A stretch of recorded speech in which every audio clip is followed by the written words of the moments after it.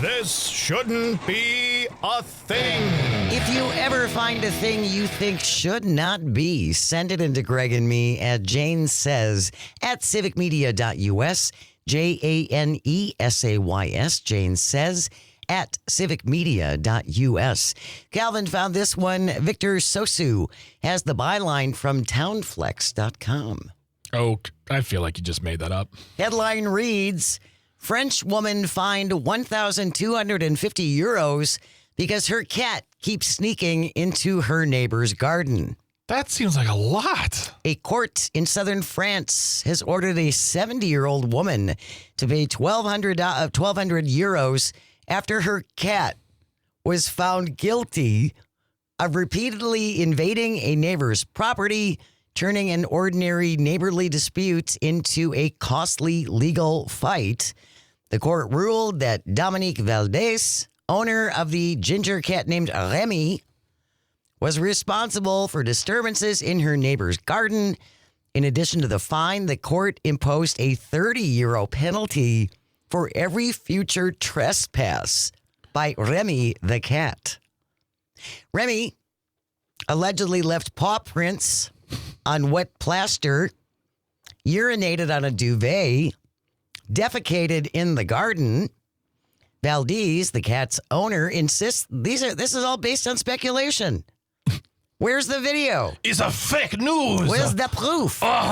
She argued several other similar-looking cats roam freely in the neighborhood, making it impossible to conclusively identify Remy as the I like culprit. how you're like really sticking to the French I'm trying. pronunciation of that name. When I received notification of the conviction, it was as if I had been violently struck on the head, Dominique Valdez said.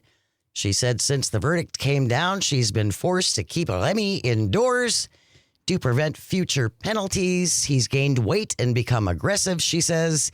It's like he's been sentenced to house arrest. She maintains the decision is unfair, saying the judge dismissed her concerns about the lack of evidence. This isn't even over. She has to go back to court next month after reports that Remy once again crossed the property line and caused some catnip.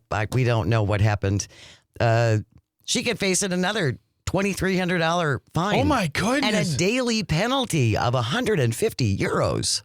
That seems like very, very Well, again, like aggressive sentencing and punishment. And if you have a whole bunch of feral cats in your neighborhood, how do you know this was her cat? Yeah, this just doesn't seem like this seems like a $50 punishment for a $5 crime here. This is not something that needs to honestly, I mean, I know people in the south of France probably have some money, but you don't have to bankrupt somebody. Also, very interesting, their choice of language as far as like invading the property. It's not often you hear about successful French invasions. It's true.